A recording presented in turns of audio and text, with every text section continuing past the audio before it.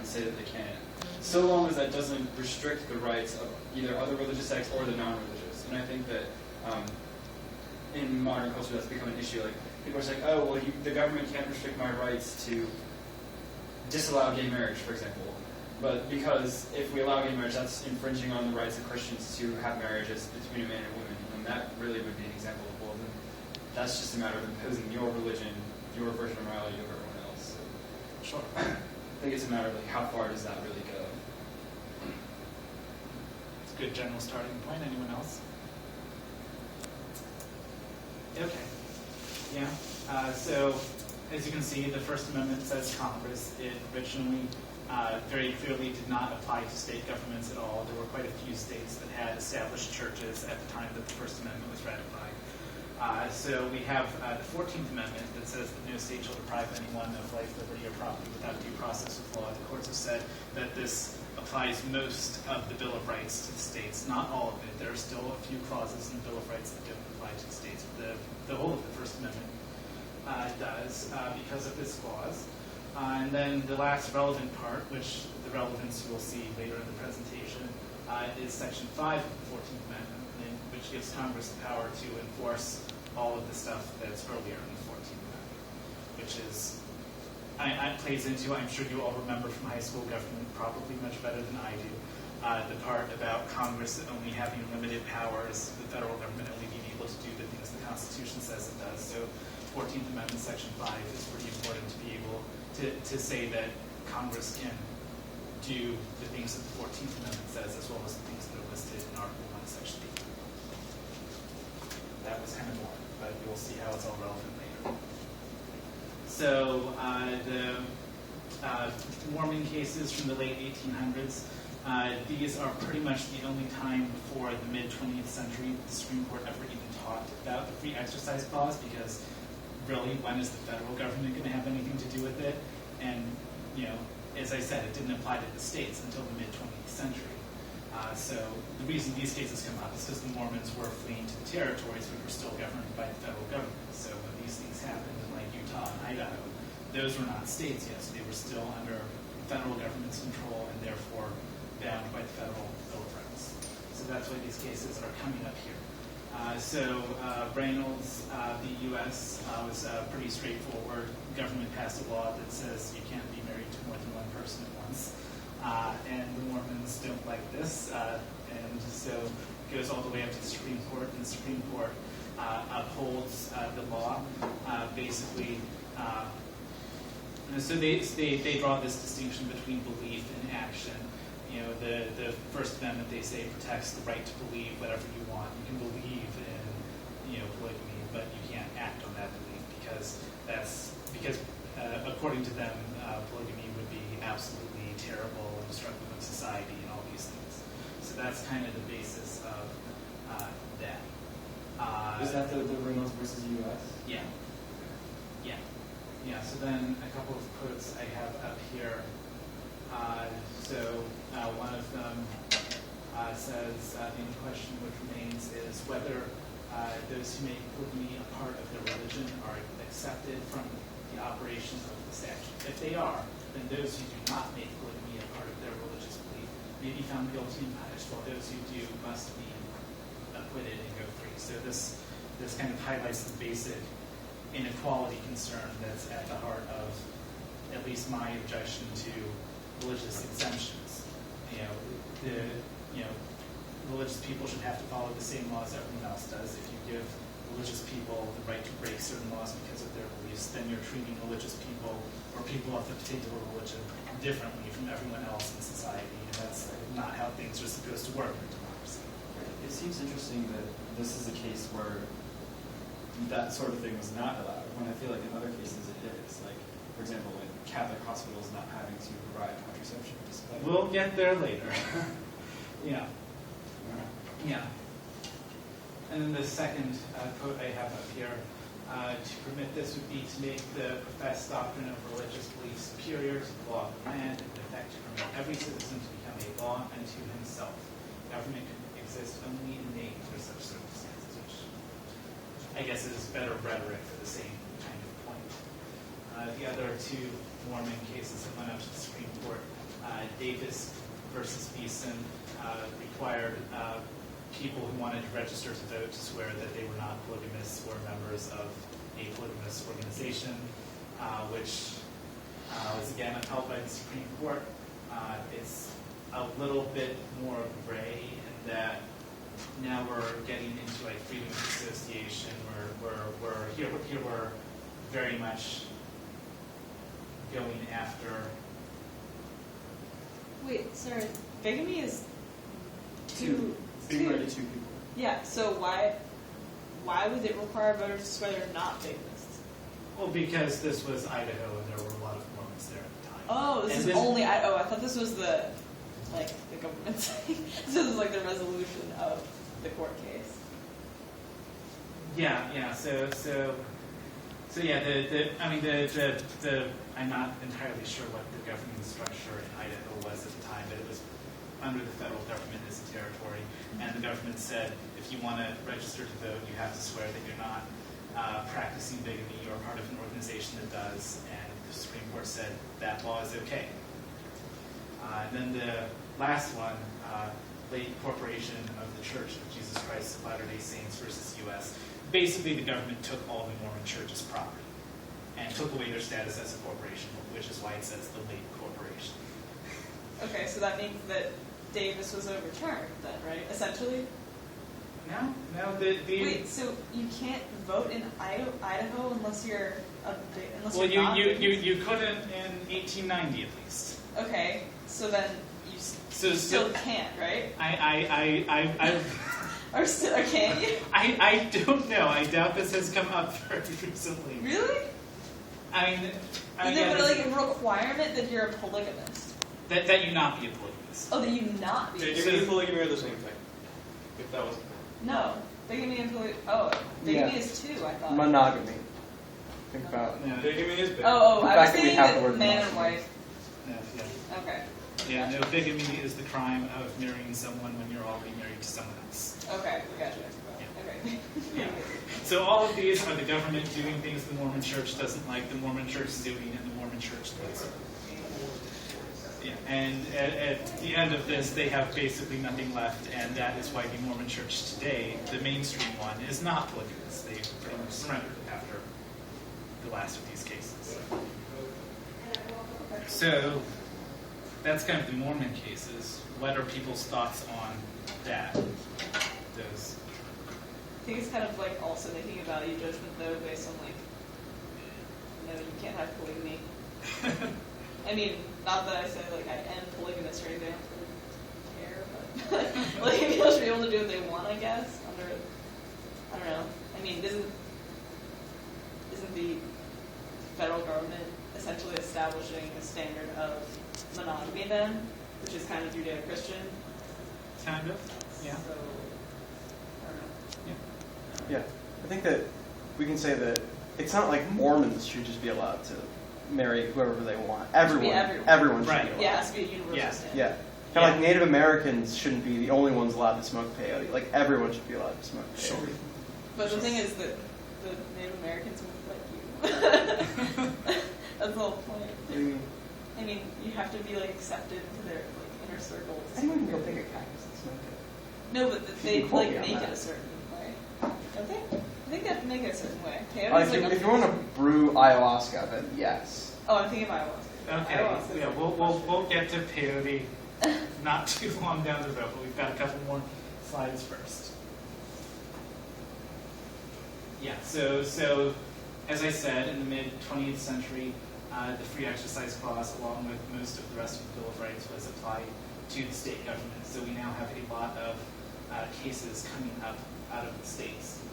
So the first big case on this topic is Sherbert v. Berner, 1963. So basically here, the Seventh-day Adventist woman gets fired from her job because she won't work on Saturdays, which is against her religion. She then goes to the state and asks for unemployment compensation, which the state of South Carolina refuses to give her because she was fired for not doing her job. That goes all the way up to the Supreme Court. And the Supreme Court says that they have to give her the unemployment compensation. So this is I mean, they analogize it to essentially a fine on Seventh-day Adventists if they don't get the same unemployment insurance benefits as everyone else does, which is kind of weird, but that's what's going on there. Wait, sorry, they fine the Seventh-day Adventists? No, the Supreme Court analogizes not giving them the money for unemployment benefits to a fine on being a Sabbatarian generally. Okay. So they're essentially fining someone for their religion. Well, that's how the Supreme Court sees it. In South Carolina, saw it as this woman was fired for not doing her job. We don't give unemployment benefits to people who are fired for not doing their job, therefore we shouldn't give her unemployment benefits. Is that how it works in every state? Like, does it matter how you get terminated? In general, yes, it does. And that's kind of one of the interesting sort of where do you draw the line sort of questions on this. So yeah, some things are legitimate reasons for not doing a job and still getting unemployment benefits. One example is you don't have to look for work that's outside of your profession. So lawyers don't have to accept work at McDonald's to still be eligible for unemployment benefits. At the same time, lots of things that you would think would be kind of relevant aren't good enough reasons. So if you've got a kid and you can't afford childcare, that's not a good enough reason to turn down work, at least in South Carolina in 1963. So then the question is, which category is it neutral to put religion in? That's not necessarily obvious. So, I mean, there are arguments for going either way on the particular facts of the case. The test that ultimately comes out of it is a little more broad. So as you can see, the test that the court sets up is that if the government action imposes a burden, and a burden can be quite broadly defined here. If the government action imposes a burden on the practice of a sincerely held religious belief, then the government action has to be narrowly tailored to serve a compelling state interest, which is fancy legal jargon that basically means the government action is almost never okay if it imposes a burden on a sincerely held religious belief, which is very, very broad, potentially. Which is essentially what's going on here, right? Right. Okay. So that potentially exempts a lot of religious people from following a lot of laws. So that's what comes out of Sherbert. Wisconsin v. Yoder is a somewhat even more concerning case. Here we have the problem that Amish people, these are the ones who drive around with horses and buggies and don't use electricity and such. They don't want to send their kids to school beyond the 8th grade, which is also, So that goes up to the court, and the Amish win disturbingly unanimously. I think part of that is a fundamental flaw in the legal system, in that cases generally only have two sides. So the children weren't even represented in the case. It was the parents versus the state. So, yeah. Can a child that young represent themselves in the Supreme Court? I mean, how could they? Well, there's no reason a court couldn't appoint a lawyer to represent the child's parents. Yeah, the that's parents.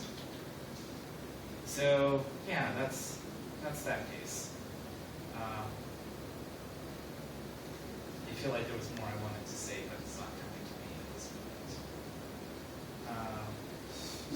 So the remedy for all of this, as I said, in the free exercise area is generally letting the religious people break the law and still applying it to everyone else, which is kind of unequal in a sense.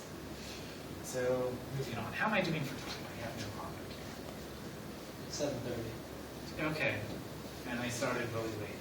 Yeah. You So- should get that out. So Smith. This is the case that the presentation is named for. or this fundamentally changes everything. This is the peyote case. So basically, a couple of Native American drug counselors in the state of Washington get fired for using drugs. You would think if anybody could ever be fired for anything, it would be drug counselors using drugs. But no, they have to sue over this. And it goes up to the Supreme Court, and the Supreme Court, 5-4, sides with the state of Washington, says, this is an unemployment benefits case again. They're asking the state for unemployment benefits, and the state said no. And here the court sides with the state 5-4. It does not technically overturn either Sherbert or Yoder, but it pretty much does away with the reasoning and the test that's there in completely incoherent ways. It's a pretty good theory of what happened here is that one of the 5 justices in the majority said that they wouldn't sign on to the opinion if it overturned these previous cases. So Scalia, who is writing the majority opinion here, distinguishes these cases in ways that make no sense whatsoever. So basically, the Seventh-day Adventists can still claim their unemployment benefits, and the Amish still don't have to send their kids to school beyond the 8th grade. But the test that came out of those cases is gone. That the reasoning that was there doesn't really apply anywhere else anymore, which is good. Kind of racist, though. What? It sounds kind of racist, though. In what way? Native Americans versus white religions. I mean... What, you think Scalia would rule more favorably in a case No, involving that's Christians? actually totally expected. I wouldn't expect it otherwise. You may very well be right. Nevertheless, I think doing away with the Sherbert-Yoder test is a pretty good thing. So yeah, quote from Scalia's opinion here: "The danger of anarchy increases in direct proportion to society's diversity of religious beliefs and its determination to coerce or suppress them." So basically, lots of people believing lots of different things, potentially breaking lots of laws under the previous cases, is really bad. So this is, it's appealing to principles of diversity in some sense, which is a nice counter to the other side of the argument. As great as Scalia's opinion here is in some ways, should not give Scalia too much credit. He was not really interested, I don't think.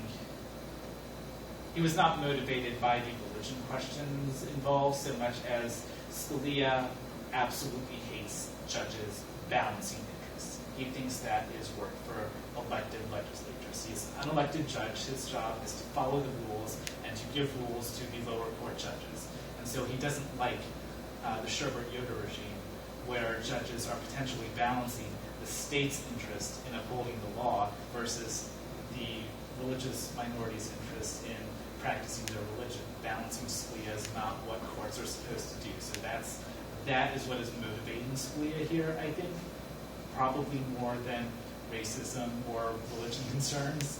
But yeah, that's the Smith case. And the test that comes out of that, the key addition in here is that in order to apply strict scrutiny, in order to essentially in any case where you want to find a law unconstitutional, the law has to not be neutral and generally applicable. So the new thing that Smith adds is that if a law is neutral and generally applicable, it's not like targeted at a religion, then it's okay, pretty much. So that's it.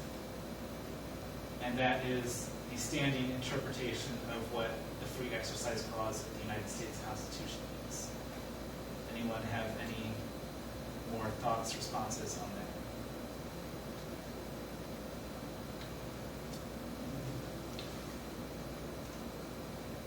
So, this guy, how do you say his name again? Scalia. If he's not in favor of balancing the interests of the state and the interests of the religious minorities, what does he want to do about that? Like, rather than balancing the interests of not infringing on religious rights and the interests of the state enforcing its laws, how else can you approach that problem? Well, to be clear, his position is that he, as an unelected judge, should not be doing the balancing. He is perfectly okay with legislatures doing the balancing. So if the legislature wants to say that only Native Americans and no one else can use peyote, that's fine. He will uphold that law, but it has to be the legislature that says it, not the courts. This is his position. Makes sense. So he's just like trying not to be active. Or trying to be. Pretty much. It's kind of. I mean, okay, I guess that's good for this case, but like, it seems kind of like trying really hard to do something that people do all the time. He doesn't want to set a bad precedent. It's pretty sad. He's trying to overturn it. Hundreds of people, hundreds.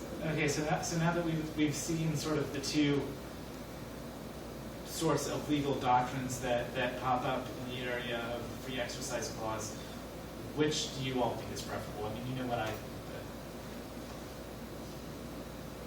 I don't think either.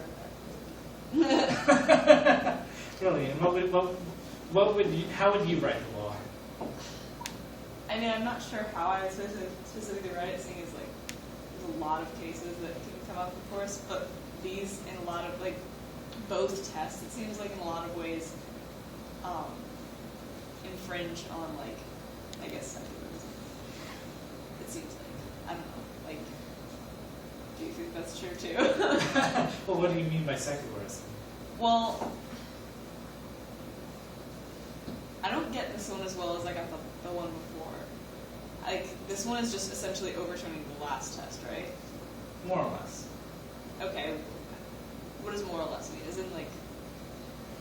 I'll go on to the next slide and then I'll Okay, come back yeah. to the question, And because so- you will understand Okay. better after that. The next couple of cases, Church of Lukumi Babalu IA versus the city of Hialeah. So basically here, these Santeria people want to come into this town and practice their religion, which involves, amongst other things, killing animals and some combination of eating them and leaving their carcasses at significant places around town. You can understand why the residents of the city of Hialeah are not particularly excited about this plan. So they call a city council meeting and they pass a law that basically prohibits only the Santeria from killing animals. This is very clearly a law targeted at this religion. It is especially clear if you listen to the recording of the city council meeting, where it was very, very clear that the motive here was to discriminate against, to keep out the Santeria people. The city's argued interests here were public health, which did not really stand up as a reason because there were lots of, dumpsters behind restaurants, things that had nothing to do with religion that were worse for public health and that the city didn't even try to regulate. So public health didn't stand up as a serious reason for this. Their other asserted reason was animal welfare, which also did not stand up because the way that the Santeria killed their animals is actually very humane for killing animals. They pretty much slit their throats and they bleed out very, very quickly. So as methods of killing animals go, it's about as good as they come. So the city is asserted interest didn't stand up, and the court says that because this law is targeting this particular religion, it's not neutral and generally applicable, and therefore it's not constitutional. So this passed, then, right? This law was struck down. Okay. The Santeria were allowed to come in and practice their religion. Because the law was targeted at one religious group. It was not neutral and generally applicable. Oh, okay. And that is the last time that the Supreme Court has ruled on that particular issue. The second case I have up here is from the Third Circuit, which is the level of court below the Supreme Court. The opinion was written by Judge Samuel Alito, who has since been promoted.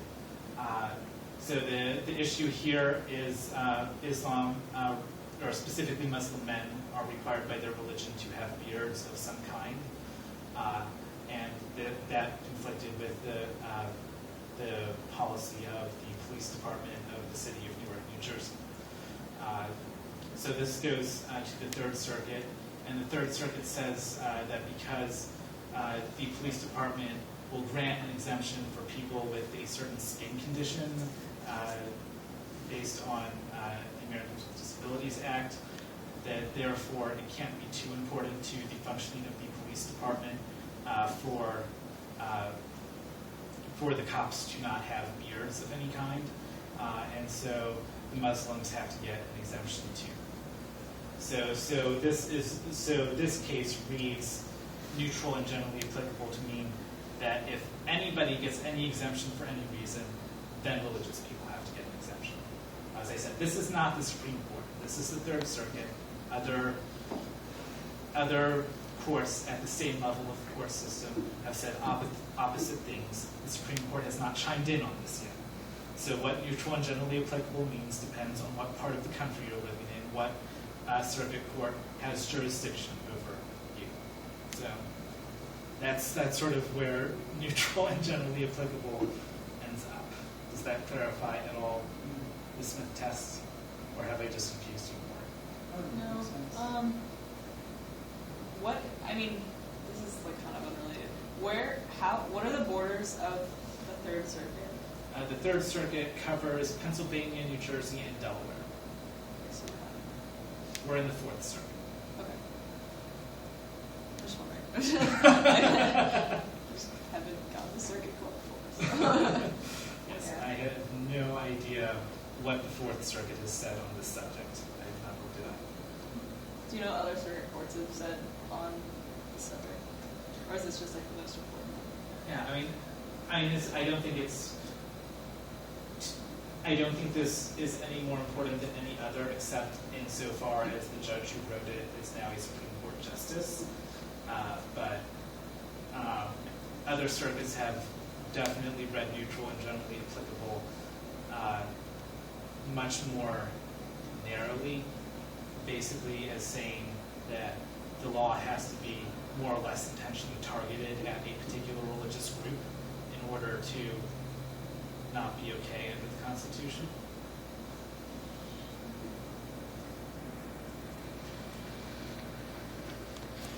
So what do you think now about these different tests and whether they conflict with secularism and so forth? I guess they don't. Well, the second one doesn't as much. Because, I mean, clearly, like, so neutral and generally applicable is in the second test, right? Yeah. Okay. Those words come straight out of the Smith opinion. Okay. Then, yeah, these seem to be fair, so. Aside from this minor controversy, I like the criteria. Yeah. I think they work well. What? I think they work well. Okay. Yeah. Because, I mean, it lines up nicely with, like, no, like, specific discrimination within, like, to any particular group. Right. Like, with the homosexuality cases. Right. Turns out, right?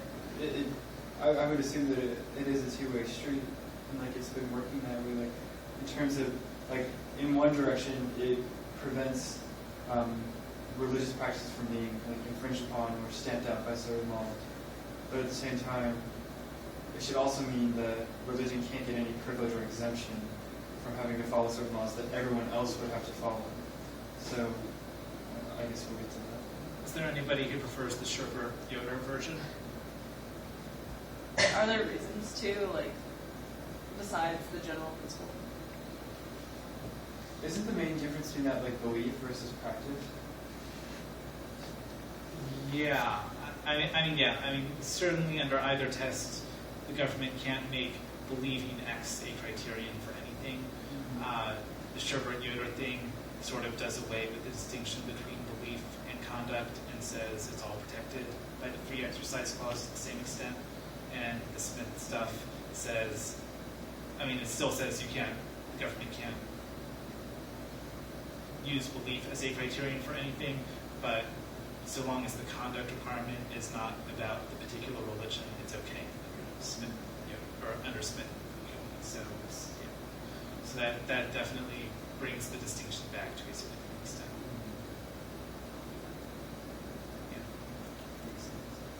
Yeah. Yep. Okay. You all are much more sane than most members of the United States Congress. So We don't have pounds and pounds of political baggage. weighing on our decisions and our Yeah, you don't need the religious people's vote for anything. exactly. Yeah, that's true. Yeah. Yeah, so Smith, as we said, was 1990. In 1993, Congress passed the Religious Freedom Restoration Act, known as RFRA, which basically reinstated the Sherbert-Yoder test as a matter of federal statutory law. So it said that any law by either the federal government or a state has to stand up to the Sherbert-Yoder test. It has, if it imposes a burden on religion intentionally or not, it has to serve a compelling government interest and be narrowly tailored to serve that interest. As far as the federal government, Congress can obviously impose whatever restrictions it wants on its own laws. As far as the state governments, it was relying on Section 5 of the 14th Amendment, which says that Congress has the power to enforce the Due Process Clause, which applies the Free Exercise Clause to the states. That was the basis of Congress's power in the Religious Freedom Restoration Act. So that goes up to the Supreme Court in the City of Bernie versus Flores. Yes, it is pronounced Bernie. I have no earthly idea why, but it is. So that case was about land use. Catholic Church wanted to expand. The city says your building is an historic landmark, you can't expand. And so that goes up to the Supreme Court, the church invoking the Religious Freedom Restoration Act as its basis for saying, you know, if we can't expand our church, that's a burden on our religion.